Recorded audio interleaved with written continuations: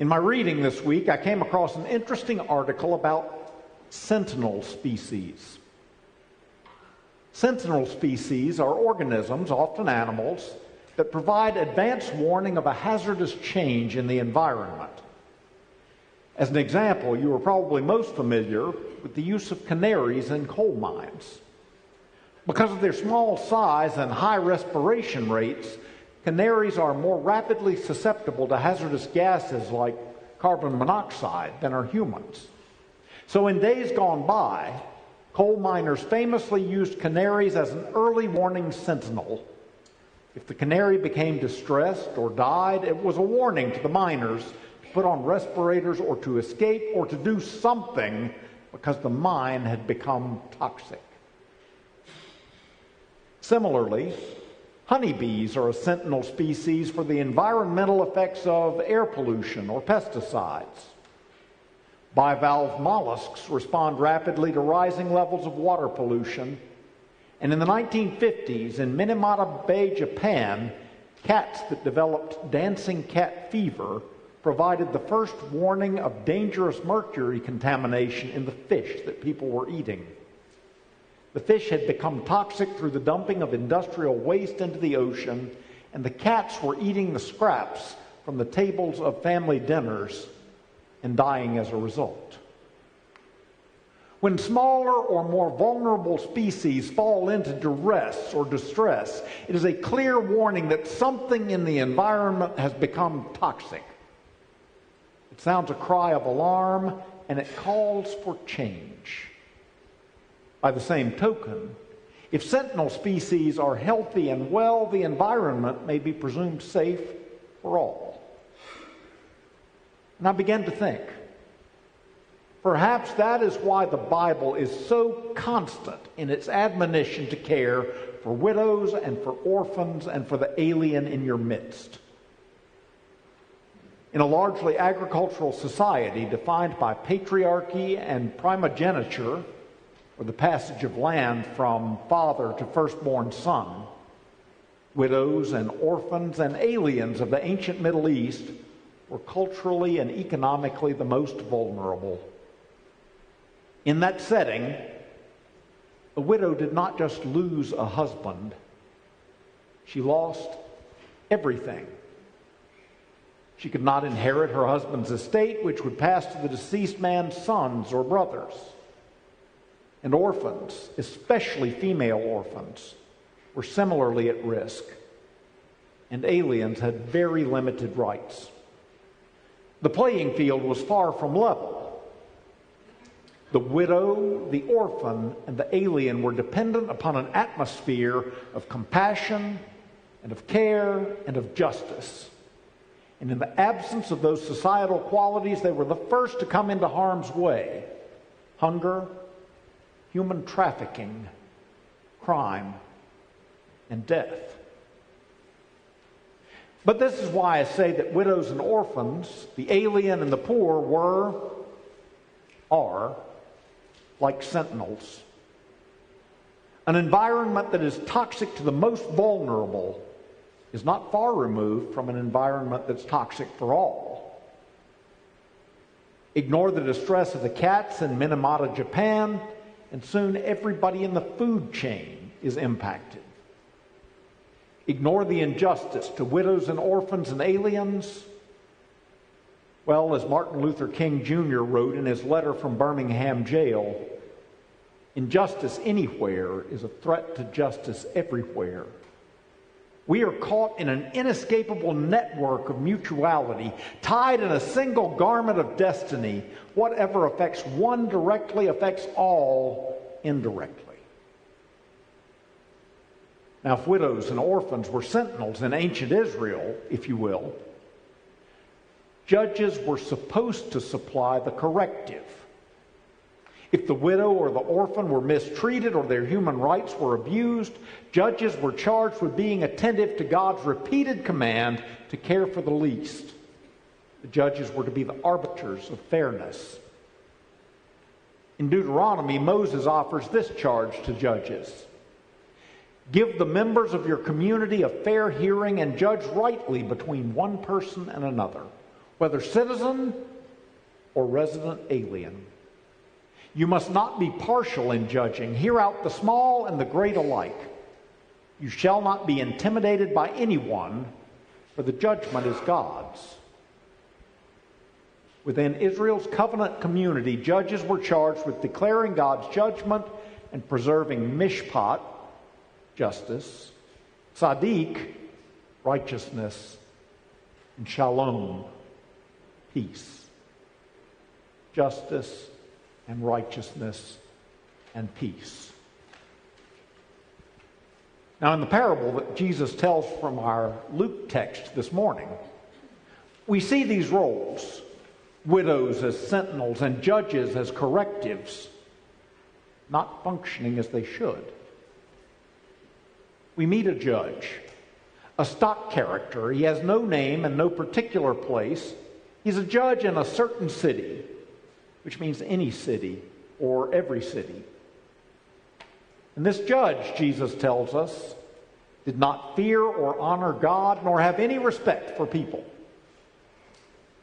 Not fearing God means that this judge does not care about mishpat or tzaddik or shalom, about justice or righteousness or peace, has no interest in God's word or God's authority. And having no respect for people, that means he has no caring and no compassion. In short, we have a judge who is utterly abdicating his role to execute God's righteous judgment or to care for the people under his charge. Presumably, he is motivated only by power and by profit and by what's in it for him. In that certain city, there was a widow who kept coming to the judge and saying, "Grant me justice against my opponent." We're told no particulars, but the widow is, or perceives herself to be, the victim of a grave injustice, harmed or endangered or impoverished by the unfairness of another. She has no formal rights, no societal standing, no conventional power. And she has a judge who doesn't care. All that she has available to her is her voice and the power of her protest. And so she comes and says, "Grant me justice." And the unjust judge refuses. And she returns and says, "Hear my case." And the unjust judge does not. And she keeps coming back, and she keeps coming back, and she keeps coming back. As God is my witness, I demand justice. Now, can we pause and recognize the courage of this widow? Like a sentinel, she is sounding an alarm. Fairness is absent. Compassion is absent. Mercy is absent. Justice and righteousness are AWOL. "See me," she cries. "Hear me. Acknowledge me. Make this right. I will not be silent. I will not sit down. I will not go away." And at last the judge relents. Not because he's good, because he's right, or because he's changed in any way, but because he is simply worn down and worn out. And he says to himself, "Though I have no fear of God and no respect for anyone, though I'm the only one who matters at all to me, yet because this widow keeps bothering me, I will grant her justice so that she may not wear me out by continually coming." Now, just an aside, but I think an interesting one. Look carefully at what the judge says. "Because this widow keeps bothering me, I will grant her justice." Not just, I will give her what she wants. I will grant her justice. The judge has known all along that things were unjust. He has known that the woman's case had merit, has known that something was rotten in Denmark, but didn't care. And still doesn't, by the way. Though I have no fear of God or respect for anyone, yet because she keeps bothering me, I will grant her justice, so that she may not wear me out by continually coming. That term, wear me out, it translates literally, strike me under the eye, or give me a black eye. Perhaps the judge feels physically threatened by the woman's righteous anger. Perhaps he feels reputationally threatened, as in, if anyone found out about this, it would be a real black eye. In any event, how this all comes down is that the judge is saying, I don't care about God and I don't care about her, but if I don't at least act in self-interest, this will come back on me. And so he relents. And Jesus turns to his hearers and says, listen to what the unjust judge says. And will God not grant justice to his chosen ones who cry out to him day and night? Will he delay long in helping them? I tell you, he will quickly grant justice to them. What Jesus is doing here is making an argument from the lesser to the greater. If even the slimeball judge, who has no respect for God or for anybody, if even this caricature of justice, because remember, the judge is a stock figure, not a real person, if even a caricature of justice must eventually bend to show justice, then how much more so will God? God who loves the widow and the orphan and the alien and the mistreated and the marginalized. God who treasures each of God's children. God who orders and ordains our just, righteous, merciful, compassionate treatment of every child of God. Will God not grant justice to his chosen ones who cry out to him day and night? Will he delay long in helping? And the question's rhetorical. And the answer is emphatic. I tell you, he will quickly grant justice to them. Now, Luke frames this parable that we've just heard between two verses. The first says, he, Jesus, told them a parable about their need to pray always and not to lose heart. This isn't just any type of prayer, like if you really want a pony, just keep praying for it and believing and praying and believing, and eventually you'll get it. It isn't even if you pray for healing and believe earnestly enough, then healing will come. This is about praying for the kingdom and not losing heart. It's about praying for the kingdom's values of justice and righteousness and peace and wholeness. Thy will be done on earth as it is in heaven.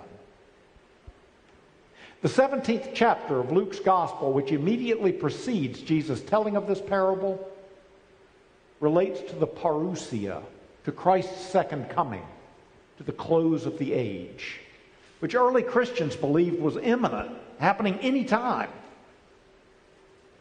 And Luke is writing in the historical context of Jesus being gone and of a community awaiting his return, and of that return not having come despite decades of waiting. It was a perplexing problem to the Lucan audience. If Jesus is returning to usher in the kingdom's fruition, why hasn't he? So the context of the parable is never lose heart, never give up, never stop hoping. And the widow in the parable becomes the exemplar of the type of faith to which we all are called. We are to be relentless in the pursuit of justice, not in the sense of punishing wrongdoing, but social justice, which has to do with the distribution of wealth and of privileges and of opportunities within a society.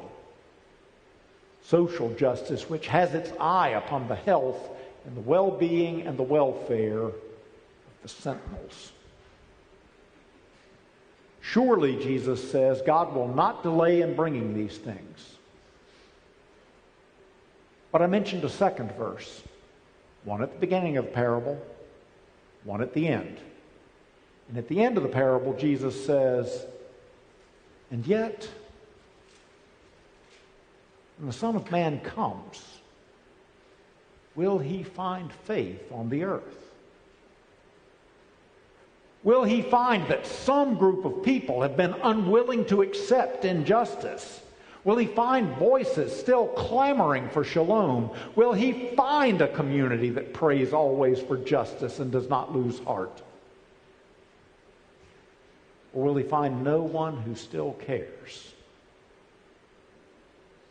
You see, in the parable, it is only the widow's faithfulness that ultimately shames the faithless judge into action, that moves the unjust judge toward justice. If the widow gives up, God will ultimately bring justice. Will anyone be waiting for it, calling for it, or looking for it, or unwilling to rest until it comes? Capitulation to injustice, resignation to unrighteousness, a willingness to give way to our worst selves, an ignoring of the distress calls of the sentinels. These only assure that injustice continues to hold sway. So the ultimate question of the parable is, whose side are we on? Are we with the widow in her relentless cry for fairness? Do we share her outrage and her stamina? Or do we in our silence stand with the status quo, the powers that be, the forces of injustice, the unjust judge? Do we hear the canary and raise its cry to sound the alarm? Or do we say nothing until the coal mine falls silent and the Son of Man comes? Will he find faith on earth? Amen.